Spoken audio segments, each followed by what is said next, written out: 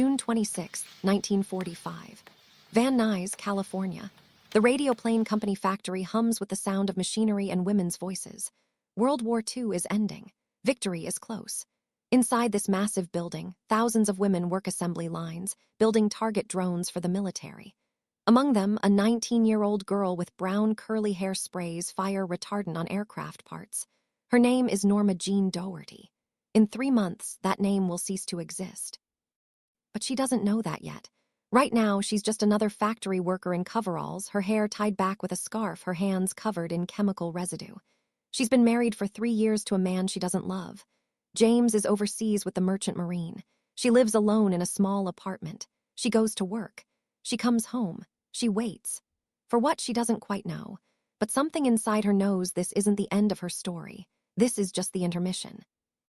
That morning, a man walks into the factory. His name is David Conover. He's a photographer for the 1st Motion Picture Unit of the Army Air Forces. His assignment is simple. Photograph pretty girls working in war factories for a morale-boosting magazine spread. Show the men fighting overseas that beautiful women are supporting the war effort back home. It's propaganda, really, but effective propaganda. Conover walks through the factory floor, camera around his neck, looking for subjects. Pretty faces, photogenic workers, girls who will look good in a magazine. Then he sees her. Norma Jeane is bent over a fuselage section, spraying it with a chemical gun. She's focused on her work. She hasn't noticed him yet, but something about her catches his eye. It's not just that she's pretty. Plenty of pretty girls work in this factory. It's something else, something in the way she moves, the way light falls on her face, the bone structure, the natural grace. Conover stops walking. He approaches her. He explains who he is and what he's doing. He asks if she'd be willing to pose for some photographs. Norma Jeane is surprised, nervous. She touches her hair self-consciously. She's wearing work clothes, no makeup. She stammers slightly, that childhood stutter returning. But then something shifts. That survival skill she learned in the orphanage, that ability to become what others want to see, it activates. She smiles, not her real smile, her performed smile. The one she's been perfecting since she was a little girl trying to get adopted. Conover raises his camera. The shutter clicks. In that moment, something happens that neither of them fully understands. The camera loves her. It's not just that she photographs well. It's that the camera captures something about her that's even more compelling than her physical presence. A quality, a luminosity, a vulnerability mixed with sensuality that's impossible to fake. Conover takes dozens of photographs that day. Norma Jeane in her coveralls, Norma Jeane holding tools, Norma Jeane smiling at the camera, and with each click of the shutter she becomes more confident, more alive. She's discovering something crucial. The camera doesn't judge her. The camera doesn't abandon her. The camera wants her, always wants her. When Conover develops the photographs, he knows immediately. This girl is special, very special. He returns to the factory days later with the developed prints. He shows them to Norma Jeane. She stares at her own image, seeing herself in a way she's never seen before. In these photographs, she's not the unwanted child. She's not the foster kid. She's not the teenage bride married out of desperation. She's beautiful, desirable, worth looking at, worth capturing. Conover tells her something that changes everything. He says she could be a model, a real model, professional. If she's interested, he knows people. He can make introductions. Norma Jeane goes home that night and looks at herself in the mirror. She sees her brown curly hair, her plain face without makeup. She sees Norma Jeane Baker Dougherty, and she makes a decision. Norma Jeane has to die. Someone new has to be born. August 1945. World War II ends. Japan surrenders. American soldiers begin returning home. James Dougherty will be home soon, but Norma Jeane is not thinking about her husband. She's thinking about transformation. David Conover has introduced her to Emmeline Snively, who runs the Blue Book model agency in Los Angeles. Miss Snively is a shrewd businesswoman. She looks at Norma Jeane with a critical eye. She sees potential, definitely potential. The face is good. The body is good. The camera clearly loves her. But there are problems. That brown curly hair, it photographs too dark. It makes her look ordinary. And the smile. It needs work. Less tentative, more confident, more inviting. Miss Snively tells Norma Jeane directly. If she wants to be a model, really be a model, she needs to make changes. Big changes. Norma Jeane sits in a salon chair.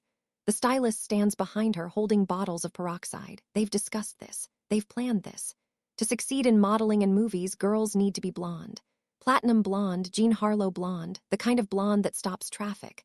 Norma Jeane looks at her reflection one last time, her natural brown hair, the hair she was born with, the hair her mother had, the last connection to who she was. She nods. The stylist begins applying the bleach. It burns slightly. The chemical smell is overwhelming. Norma Jeane closes her eyes. Hours pass. The transformation is not quick. Going from dark brown to platinum requires multiple applications, requires patience, requires commitment. The hair must be stripped of its natural color completely, then rebuilt, then toned to that perfect shade of blonde that looks almost white in certain lights. When the stylist finishes and turns the chair around, Norma Jeane opens her eyes. She stares at her reflection. She doesn't recognize the woman looking back at her. Platinum blonde hair, smooth, sleek, glamorous. This woman doesn't look like someone who grew up in orphanages. This woman doesn't look like someone who was molested and not believed. This woman looks like someone from the movies, someone from those photographs her mother used to pin on the walls, someone who matters. The stylist smiles. She says what they're both thinking. She looks like a movie star. Norma Jeane touches her new hair carefully. It feels different. It is different. Everything is different now. She's not Norma Jeane anymore. She's becoming someone else. Someone who won't be abandoned. Someone who will be chosen. Someone who will be kept. Miss Snively puts her to work immediately. Photo shoots for advertisements. Catalog work.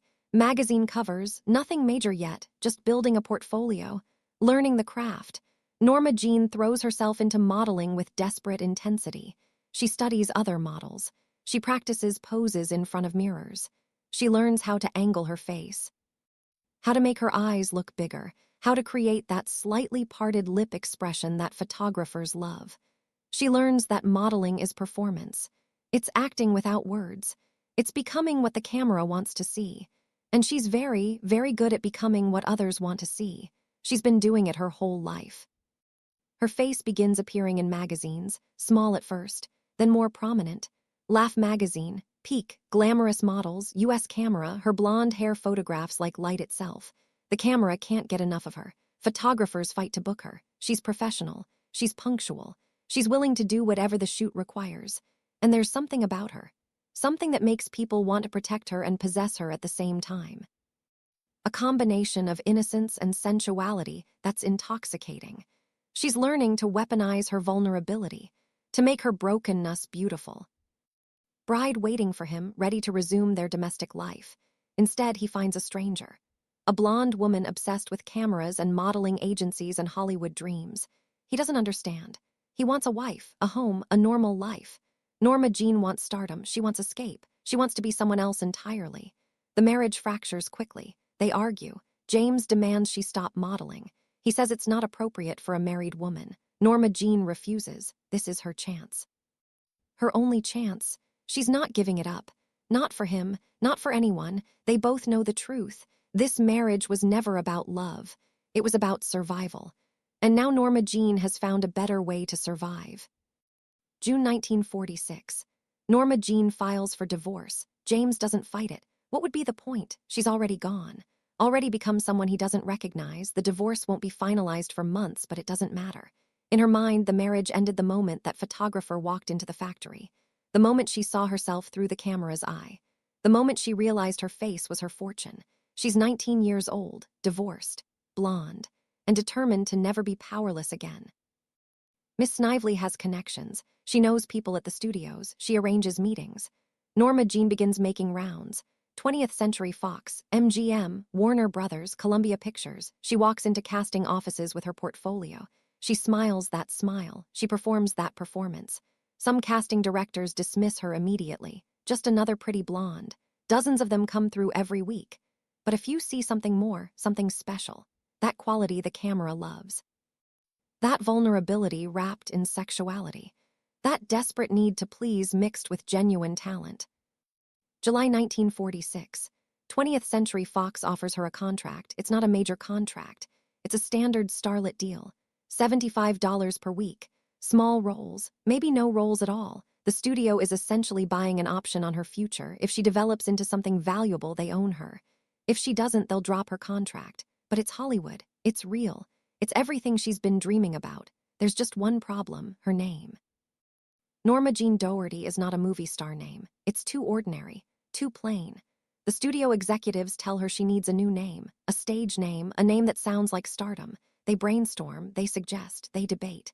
Norma Jeane sits quietly, listening to men discuss what she should be called, what identity she should inhabit. Finally, someone suggests Monroe.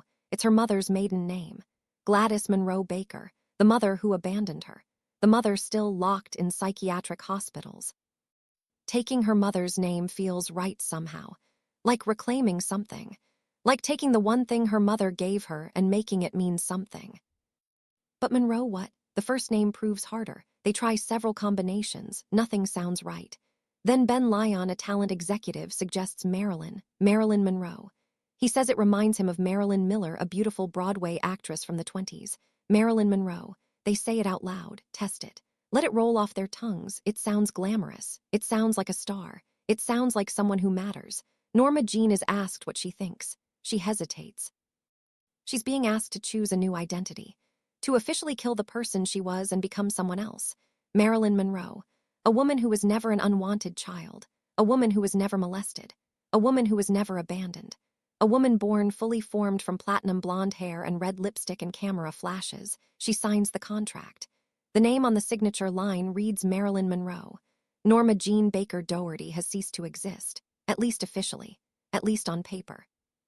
But something strange happens in the months that follow. Marilyn Monroe becomes more than a stage name. She becomes a separate entity, a character Norma Jeane plays.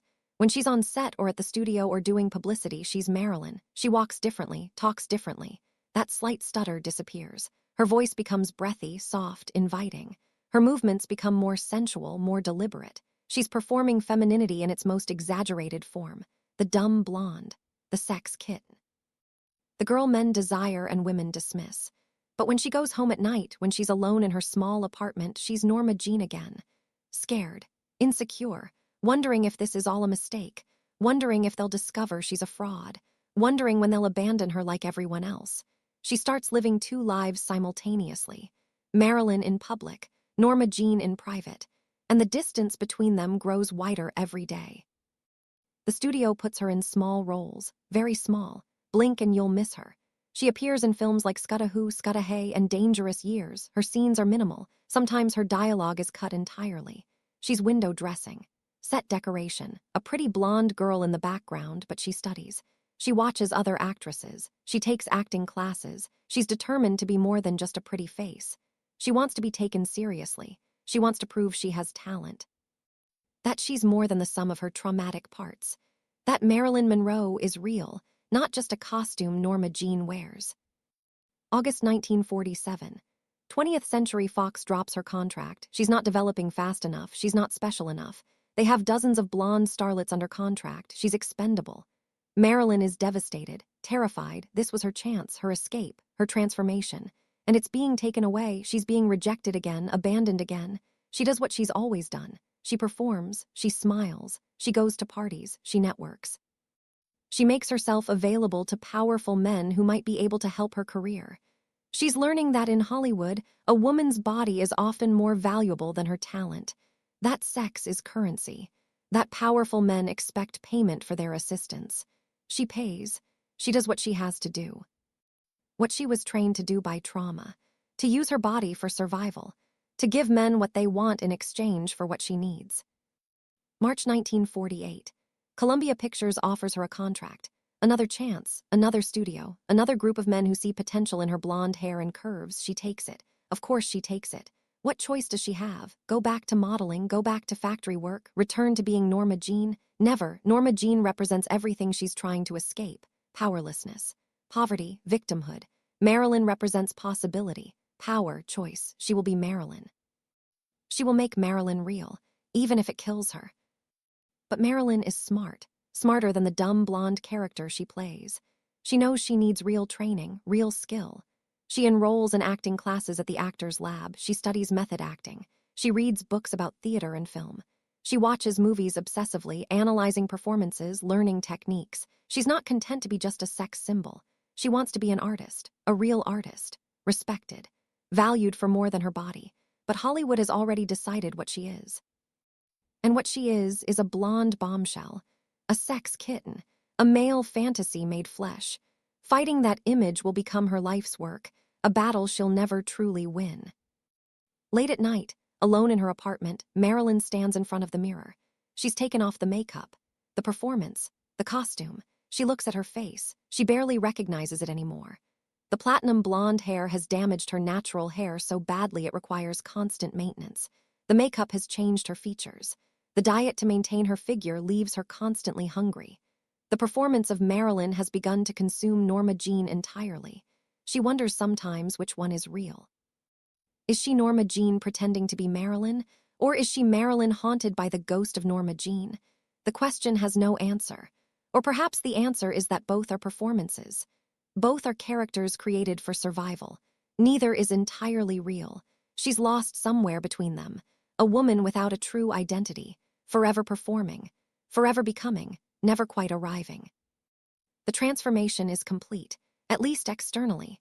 Norma Jeane Baker Dougherty no longer exists in any official capacity. The world knows Marilyn Monroe, the blonde, the bombshell, the girl with the breathy voice and the wiggling walk and the pouty lips.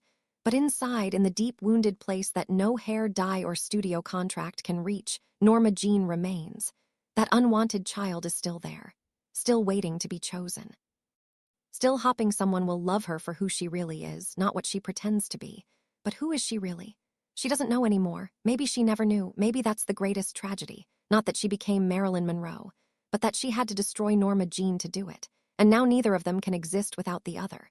Two women trapped in one body. One the world adores. One the world will never meet. Until August 5th, 1962, when the performance finally ends. And both of them die together. Transformation is complete, but the real story is just beginning. Because now that she's Marilyn Monroe, she has to figure out how to be Marilyn Monroe, how to maintain the performance, how to give Hollywood what it wants while protecting what little remains of who she really is. It's an impossible task, and it will slowly destroy her. Next time, we'll watch as Marilyn Monroe becomes a star, as small roles become bigger roles, as the dumb blonde act becomes her prison, as men begin using her. As her beauty becomes both her greatest asset and her worst curse. We'll see the moment when America falls in love with Marilyn Monroe, and we'll understand why Norma Jeane Baker could never accept that love, because love for a performance isn't real love, and she knew it. She always knew it. Norma Jeane is dead. Long live Marilyn Monroe, but the ghost remains, always.